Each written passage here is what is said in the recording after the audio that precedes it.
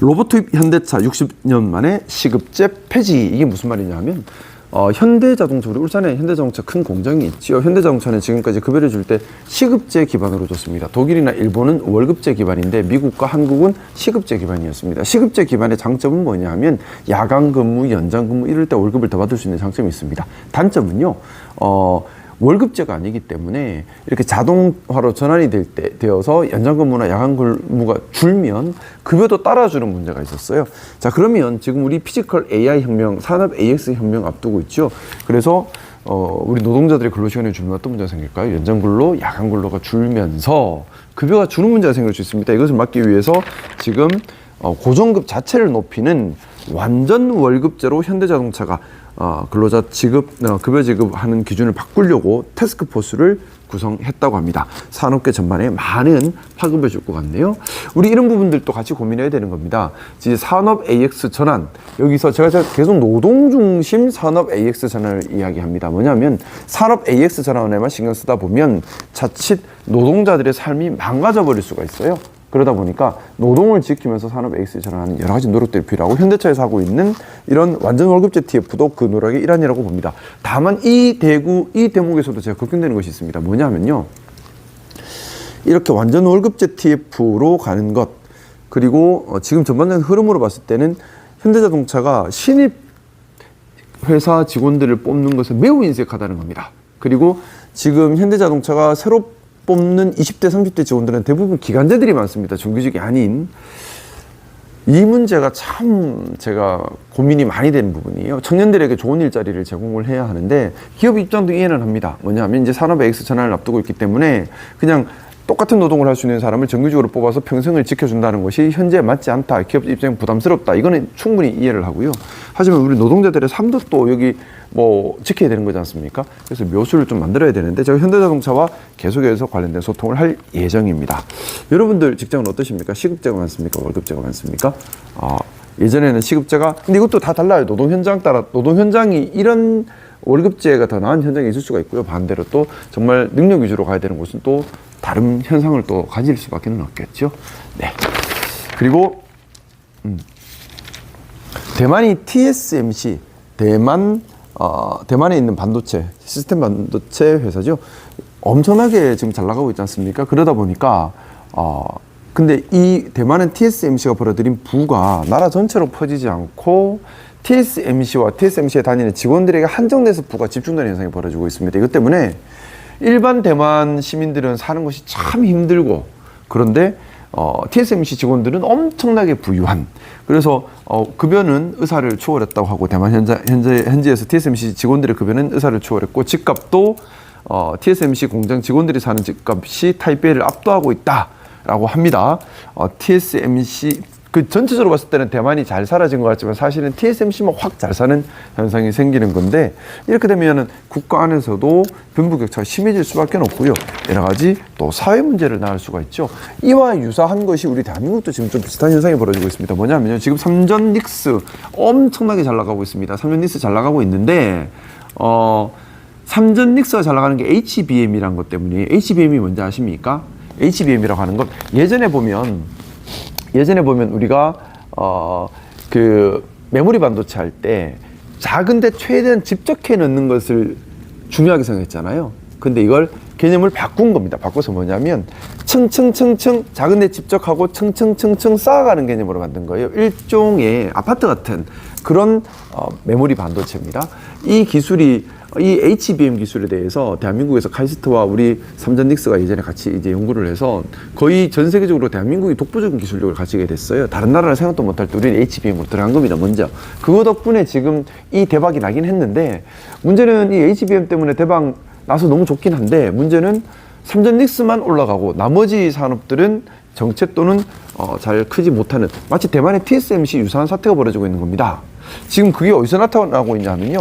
지금 올해 대기업과 자영업자가 빚이 1,500조 원이 넘었고, 대기업, 중소기업과 자영업자 빚이 1,500조 원이 넘었고, 중소기업과 개인사업자의 은행 대출 연체율이 올라가고 있습니다. 그런데 대기업은 점점점 은행 대출 연체율이 떨어지고 있어요. 달리 말하면 경제의 부, 또 잘 운영되고 있는 경제가 대기업 중심으로 가고 있고 중소기업과 자영업자는 점점점 어려워지는 이런 양극화가 점점 심해지고 있다는 겁니다. 그리고 지금 우리 노동자들의 삶도 마찬가지겠죠. 삼전 닉슨 노동자들은 많은 급여를 받고 다른 중소기업이나 개인 사업자에 있는 노동자들은 삶은 계속 떨어지는 양극화가, 그래 K자 양극화라고 하는데 이것이 점점 더 대한민국도 심해지고 있는 문제가 좀 있습니다. 지금 그것 때문도 있고 또 우리가 지금 그 상반기 때 주식을 하기 위해서 많은 분들이 신용대출을 받으셨어요. 이것 때문에 지금 이거는 우리 다 같이 알아야 되는데요. 대출이 5대 은행 상반기 대출 한도가 85% 소진되어서 지금 이제 하반기에 쓸 수 있는 것이 15%만 남았다고 합니다.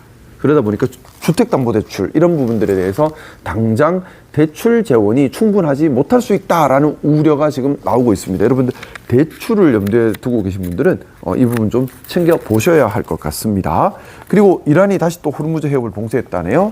그리고 트럼프는 또 공습을 했답니다. 유가 불안. 우리는 또 중동에서 많은 에너지를 가지고 있기 때문에 이런 뉴스 볼 때마다 저는 또 염려가 앞섭니다. 어서 좀 우리 자원 수입 루트를 좀 다변화했으면 좋겠어요. 물론 시간은 좀 걸리겠지만 러시아와 관계 개선을 통해서 러시아로부터 석유와 천연가스, 나프타 이런 것들을 좀 수입을 하고 아모니아도 거의 대부분 호주에서만 오는데 다른 나라로부터도 좀 더 다변화해서 우리나라 같은 경우 에너지를 다변화하는 것이 정말 필요하지 않나라는 생각을 하게 됩니다. 그리고 SK 하이닉스가 미국 증시에 상장을 했죠. 피크 아웃론도 있었는데 그럼에도 불구하고 미국 주식 예탁 증서 ADR이 상장하고 나서 13%까지 급등했다고 합니다. 그리고 이 HBM에 대한 메모리 수요가 세계적으로 계속해서 많이 늘고 있어요. 많이 늘고 있는데 앞으로 더 늘 것 같아요. 왜냐하면은 지금 현재는 AI 수요만 있는데 이제 피지컬 AI 분야가 열려버리면 피지컬 AI 분야에도 이 HBM 수요가 많이 늘거든요. 우리 예전에 GPU 많이 말씀했었지 않습니까? GPU가 그래픽 카드거든요. TSMC가 잘 만드는 GPU. 예전에는 이 GPU가 중심이라고 생각을 했었는데 이제 아니에요. 이제 HBM이 더 중심이 되고 있습니다. 그리고 HBM에 대한 수요가 훨씬 더 폭발적으로 늘고 있습니다. 그리고 HBM에 대한 수요가 늘고 있다는 것은 대한민국에는 큰 기회죠. 하지만 동시에 이 기회가 삼전 닉스에게만 집중되어 버린다면 삼전 닉스는 좋고 삼전 닉스 노동자들은 좋지만 다른 국민들의 삶은 또 무너질 수 있습니다. 그래서 대한민국의 3대 메가 프로젝트를 통해서 대한민국 전역으로 이 과실을 나누고 삼전 닉스의 수익이 수도권에만 집중되지 않고 지방으로 나눠지고 삼전 닉스의 수익이 일부 노동자의 삶에만 혜택을 주는 것이 아니라 대한민국 전체의 삶에 기여할 수 있도록 올리는 그런 좀 잘 배분해서 잘 투자하는 그런 기획이 매우 중요하고요. 중앙정부에서 거기에 큰 관심을 갖고 노력하고 있는 것으로 알고 있습니다. 그리고 또 우리 울산에서 좀 알아야 될 부분이 있는데요. 우리가 제가 늘 그 얘기 하지 않습니까? 피지컬 AI, 산업 AX를 선도하는 것이 울산의 미래의 길이다라고 얘기하고 있는데 일본 국가적 차원에서 산업 AX, 피지컬 AI 전환에 사활을 걸기로 했다고 합니다. 일본은 HBM 또는 GPU 이쪽에서는 이미 승부를 볼 수 없는 상황이 됐죠. 그러다 보니까 제가 늘 그 말씀드립니다. 이거는 하나의 큰 네트워크입니다. 큰 생태계입니다. 여기서 잘할 수 있는 분야 한 군데 집중해서 팡팡팡 치고 돌아서 꽉 잡아버려야 되거든요. 그래서 대만은 GPU에 집중을 해버린 것이고요. TSMC가 대한민국은 HBM에 집중을 한 겁니다. 그리고 우리 울산은 피지컬 AI, 산업 AX 전환에 집중해야 한다고 주장을 하고 있는데 일본은 국가 차원에서 울산과 똑같은 영역입니다. 피지컬 AI, 산업 AX 분야에 집중하겠다고 선언을 해버린 거예요. 왜냐하면 일본 같은 경우는 지금 HBM이든 GPU든 이미 늦었거든요. 그러다 보니까 CPU도 다 늦어버렸어요. 그러다 보니까 이제 피지컬 AI, 산업 AX에 집중한다고 하는데 우리 울산과 일본 전체가 경쟁하는 그런 모두가 될 수도 있을 것 같습니다. 열심히 울산의 산업 AX 기능을 올려서 일본에 지지 않도록 노력 많이 하겠습니다. 일본 전체가 싸워야 될 판이네요. 그리고 신문 보다 깜짝 놀랐어요. 제 사진이 또 나왔습니다. 네, 울산 김상욱의 반값 선거비. 네, 제가 이번에 반값으로 선거 치렀다. 법정 제한액 64%, 광역단체장 중 최저, 억대 유세차 대신 홍보차 6대 빌려서 방어했다. 돈을 적게 쓰고 선거했다고 한국경제신문에서 올려주셨네요. 감사드립니다. 네. 제가 약속했잖아요. 전국 광역단체장 중에 가장 적은 돈을 쓰고 승리하는 모습 보이겠다. 저 그 약속 지켰습니다. 전국 광역단체장 중에 가장 적은 돈을 쓰고 당선되는 모습 보여드리겠다 했는데 지켰습니다. 그래서 법정 제한액 사실은 보통 법정 제한액보다 훨씬 더 많이 쓰는 것이 일반적이에요. 일반적이에요. 근데도 법정 제한액보다 법정 제한액의 64%만 썼어요. 법정 제한액은 전에 다 이제 세금으로 보존하는 돈이거든요. 그 64%밖에 안 썼다는 것은 약 40% 가까운 세금을 아꼈다는 얘기입니다. 그렇게 이해해 주시면 감사하겠습니다. 그리고 유튜브 한다고 저한테 수익은 하나도 안 생겨요. 수익 보고 하겠어요, 제가?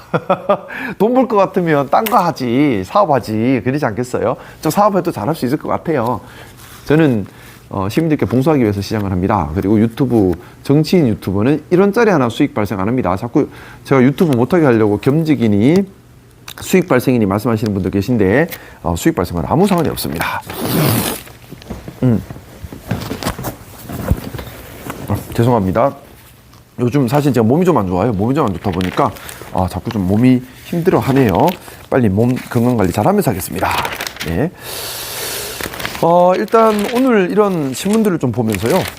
정말 세상 변화하는 속도 빠르구나라는 생각하고 있고, 우리 중앙정부 차원에서 대한민국 펩 증설을 위한 국가 프로젝트 진행 중이죠. 미국에서 이게 또 배가 아픈 건 뭡니다. 러트닝 미 상무장관이 미국에 투자하라, 미국에 펩공장 지어라 하면서 SK 하이닉스에 압박을 넣고 있습니다.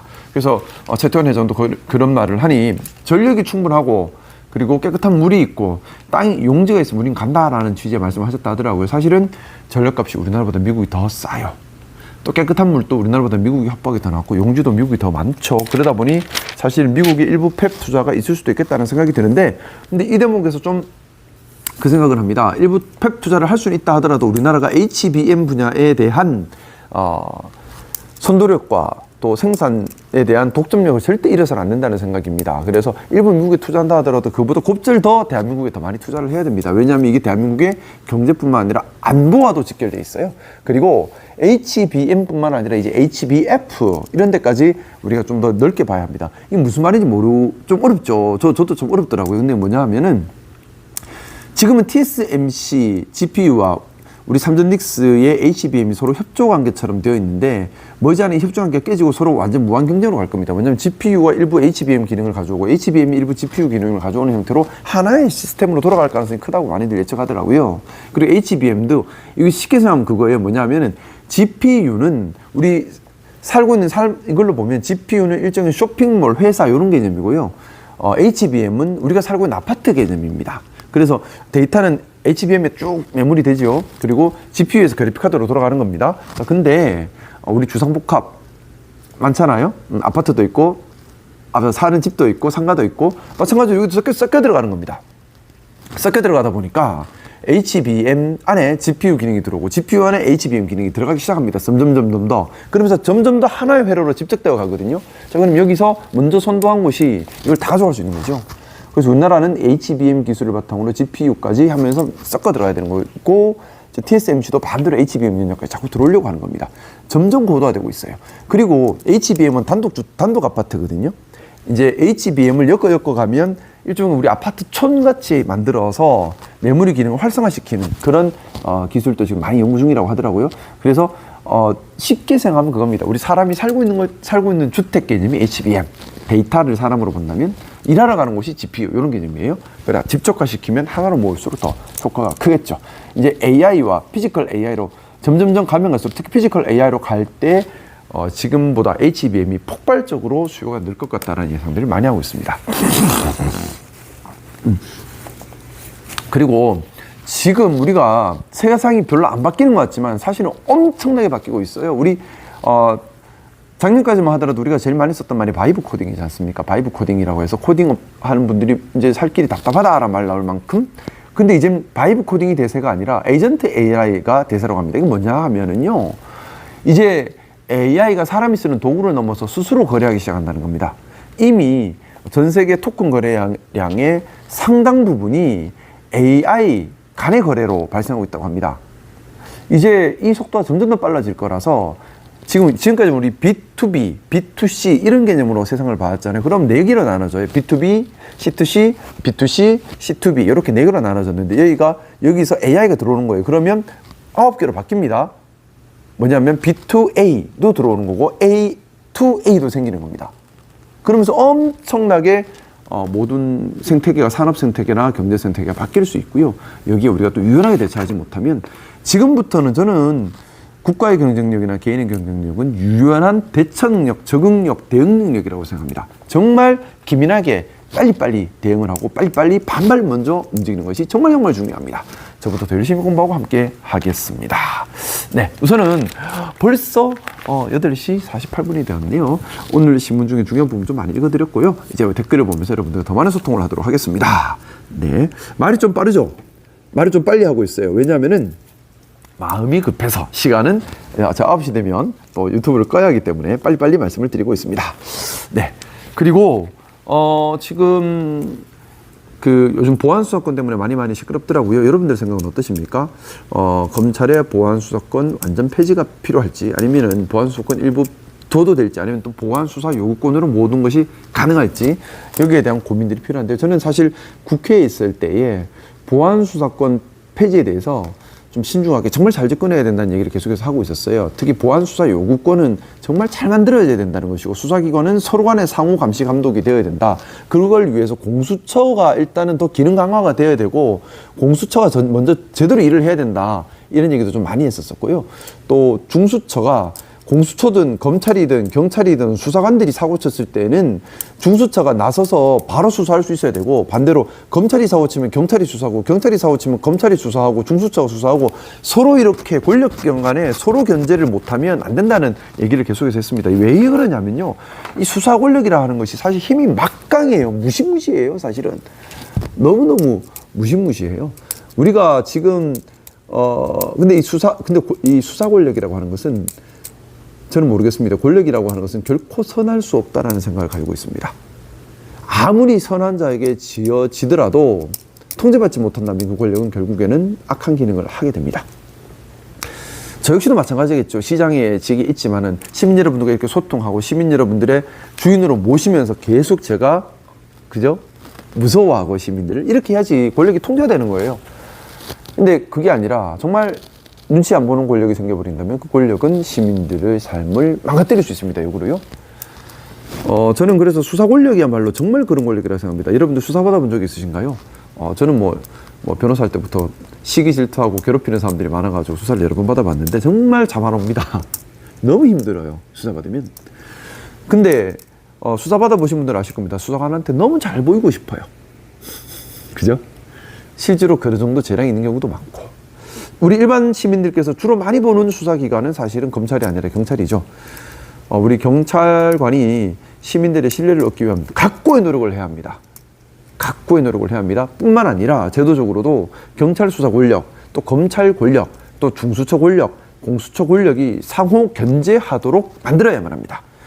그 전제가 있어야지만 보안수사권은 완전 폐지가 가능하지 않을까.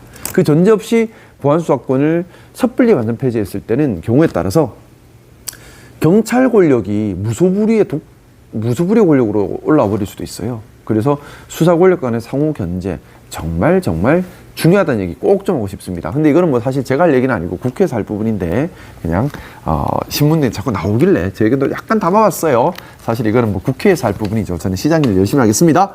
시장 일 하니까 또 생각납니다. 많은 분들께서 지금 묻고 계십니다. 트램 어떡할 것인가? 트램 어떡할 것인가? 여러분,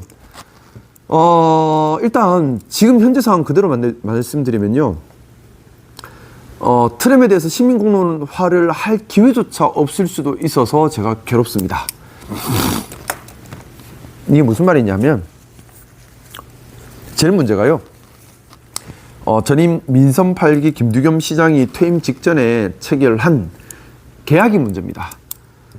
공사 계약, 또 차량 발주 계약이 이미 체결되어 있고, 계약은 이미 체결되어 있기 때문에 이 계약의 효력이 이미 발효가 되어 버렸습니다. 근데 이 계약에 약정 해지 조건이 거의 없어요. 그럼 해지를 못 하는 거죠. 그러면 법정 해지 조건이 있어야 되는데, 법정 해지 사유가 될 수 있는 것이 이행지차나 이행불능인데, 이행지차나 이행불능 사유가 없습니다, 현재까지. 근데 문제는 공사를 제가 일단 중단을 시켜놨거든요. 근데 이 중단할 수 있는 기간이 계약서상 합계 60일에 불과합니다. 근데 이미 제가 중단하고 한 30일 가까이 가고 있기 때문에 이제 중단할 수 있는 시간도 얼마 남지 않은 거예요. 근데 예비 타당성 조사나 아니면 수요 조사나 뭔가 이거 잘못된 것 같다, 새로 하자 했을 때 시간은 1년이 걸립니다. 그럼 1년 동안 최소 중단을 시켜야지 뭔가 타당성이 잘못됐다 또는 수요 조사가 잘못됐다 하는 이런 절차를 밟을 수가 있는데 이 절차를 밟을 수 있는 시간이 계약서상 없는 거예요. 그 제가 이제 답답해 죽겠는 거죠. 저 트램보다 더 좋은 데 많이 있거든요, 지금. 트램 이거 하면 시민들 너무 힘들어요. 이거 하면 안 된다 생각하는데 문제는 전임 시장 때 체결된 계약, 발주 계약 때문에 발목이 잡힌 거예요. 핵심은 발주 계약 때문에 제가 트램 공사를 중단시킬 수 있는 시간이 이제 며칠 남지 않았다는 겁니다. 그래서 지금 오늘 저희 뭐 계속해서 이쪽 공사회사 쪽에 계약을 좀 새로 변경할 수 있는지를 타진하고 있는데 그조차 쉽지 않은 것 같고요. 지금 답답합니다. 그러니까 지금 제가 우려하는 것은 지금 예를 들어 올해 하반기부터 본격적으로 길을 막고 트램 공사가 시작된다면 보세요. 중구, 북구, 동구, 울주군 시민들 입장에서는 얼마나 상대적 박탈감이 있겠습니까? 왜 남구에만 자꾸 들어오느냐. 그리고 남구 시민들 입장에서는 이거 걸어가는 속도보다도 속도가 안 나오고요. 공사 끝나면 괜찮지 않느냐? 아니에요. 공사 끝나도 지금 현행 법상 트램 노선은 차량이 같이 다니는 교행이 불가능합니다. 그리고 같이 교행하는 건 매우 위험합니다. 그럼 길을 막을 수밖에 없죠. 그러면 영원히 최소 2차선이 다 막혀버리는 겁니다. 그러면 예를 들어 남구 옥동 같은 경우는 어떡할 겁니까? 예를 들어 저녁 시간대 요즘 양쪽에 학원차 다 서 있죠. 중간에 또 2차선 막죠. 그러면 한 차선만 있는 거예요. 근데 거기 버스까지 다녀요. 어떻게 하게? 대책이 안 보이는 거예요. 그걸 제가 너무 지금 막아야 되는데 지금 당선인 시절부터 지금까지 이거 어떻게든 막아야 되는다고 애가 쓰어서 지금 난리인데 문제는 계약 때문이에요. 계약에서 어떻게 할 여지가 없게 만들어 버렸어요. 지금 그래서 제가 정부 법무공단, 저희 교통국 팀 다 불러가지고 방법 찾아라 하고 저희 뭐 대형 로펌 쪽에도 부탁하고 한 게 지금 한 달째인데 아직까지 방법을 못 찾고 있어서 너무 괴로운 마음이고요. 이제 남은 시간이 얼마 없습니다. 1, 2주 안에는 제가 사업을 중단시킬 수 있는 시간이 1, 2주밖에 안 남았어요. 그래서 어떻게든 더 열심히 방법을 찾아보는데 만약에 제가 트램을 중단시킬 방법을 결국 못 찾는다면 어떻게 해야 될까? 뭐 대통령님께서 도와주실 수 있는 부분도 아니지 않을까라는 생각을 합니다. 뭐냐면 계약이 문제라서 그래요. 예를 들어 대통령님께서 직접 지시를 내리셔가지고 야 그거 멈춰라 한다고 멈출 수 있지가 않아요. 왜냐하면 저도 마찬가지고 누구든 계약이 있는데 권한 없이 멈춰라 해버리면 경우에 따라 직권 남용이 될 수가 있습니다. 그래서 이거는 뭐 함부로 할 수 있는 건 아니고요. 일단 계약 체결 자체가 지금 미치겠습니다. 왜 임기 말기에 이런 계약을 서둘렀는지 좀 천천히 신중하게 해야 될 일을 그게 너무 좀 속상하고 어쨌든 이제 남은 기간이 1, 2주밖에 없는 것 같아요. 공사 중단을 시킬 수 있는 법적으로 60일이 최대 기간이거든요. 공사 중단시킬 수 있는. 예를 들어 이거 한 1년이라도 중단만 시킬 수 있으면 타당성 재조사도 하고 수요 재조사도 하고 이런 것들을 하면 좋겠는데 60일밖에 없으니까 그중에 이미 한 30일 정도는 지나가고 있죠. 시간이 너무 없다는 게 지금 문제예요. 중단시킬 수 있는 시간이. 그래서 지금 괴롭습니다. 계속해서 연구를 많이 하겠습니다. 네. 일단 계약을 함부로 파기하면 저도 직권 남용이 될 수 있어요. 시장이라고 뭐든 다 함부로 할 수 있는 건 아니고 권한 안에서 해야 되는 거거든요. 권한 밖에서 해버리면 그게 형사법적으로 문제가 되는 직권 남용죄가 되고 손해배상 사유가 되는 거죠. 뭐 제가 불법을 할 수는 없는 것이고 참 걱정입니다. 큰일입니다. 그런 고민을 좀 하고 있어요. 트램 때문에 다들 고민을 많이 하고 계신데 엉터리 계약서. 그리고 또 그것도 있어요. 제가 울산 트램 같은 경우에 민간 위탁 운영으로 돼 있지 않습니까? 용인 경전철이 이랬어요. 뭐냐면 용인 경전철이 뭐가 문제였냐 하면 실제로는 10,000명 정도밖에 안 탈 것으로 예상되는데 예비 타당성 조사할 때는 수요 예측을 16만 명으로 해놓은 겁니다. 그게 나중에 드러났어요. 이거 엄청난 불법이죠. 그러고 나서 운영도 민간 위탁 운영을 해놨습니다. 그러고 나서 MRG라고 하는데요. 손해나는 걸 시에서 전에 다 보존해주기로 해버린 거예요. 그러면서 용인이 천문학적 보존액이 들어가기 시작했습니다. 그러면서 용인이 다 무너져버린 겁니다. 근데 우리 울산도 비슷한 구조. 근데 울산도 두 가지죠. 예비 타당성이 제대로 되었느냐, 수요 예측 조사 제대로 되었느냐. 근데 이걸 확인하고 싶은데 이걸 확인하려면 사유가 있어야 되고 한 1년 정도의 시간이 걸립니다. 근데 지금 계약서상으로 제가 중단시킬 수 있는 시간은 합계 60일이 단 거예요. 그러니 예비 타당성과 수요 예측 조사를 새로 할 수 있는 시간이 없는 거예요. 일단 이게 첫 번째 문제. 두 번째는 울산트램도 민간 위탁 운영으로 되어 있습니다. MRG 지금 들어가 있는지 안 들어가 있는지 아직 뭐 MRG 계약 체결할 단계까지는 안 갔습니다만은 나중에 민간 위탁 운영 계약으로 가면 MRG가 들어갈 수밖에 없어요. 그러면 용인경주처가 똑같은 구조가 되는 겁니다. 울산재정 파탄나요. 그래서 제가 민간 위탁 운영 잘못됐다고 하는 거예요. 지금 우리 시내버스도 그렇지 않습니까? 민영제로 다 민간 회사들이 다니는데 적자 보조는 12로 다 해서 1년에 2천억씩 들어가지 않습니까? 올해 추경이 울산시 추경이 약 1,298억 정도 추경을 예산하고 있는데 이 중에서 시내버스 적자 보존에 들어가는 돈이 319억 원이나 들어갑니다. 민영제라고 해서 효율적인 게 아니고요. 민간 회사가 다 책임을 지면 효율적일 수도 있겠죠. 근데 그게 아니라니까요. 민영제라 하더라도 적자 보존을 시에서 세금으로 다 해버려요. 그러면서 문제가 생기는 겁니다. 근데 그걸 그렇게 안 할 수도 없죠. 대중교통인데 대중교통은 우리 공공인프라예요. 그렇게 할 수밖에 없어요. 어이구, 9시가 다 됐다. 네. 오늘 또 많은 분들이 함께 해주시고 계신데요. 시간이 다 돼서 오늘 일단 얘기를 여기서 마쳐야 될 것 같은데 시간이 너무 금방 간다, 그쵸?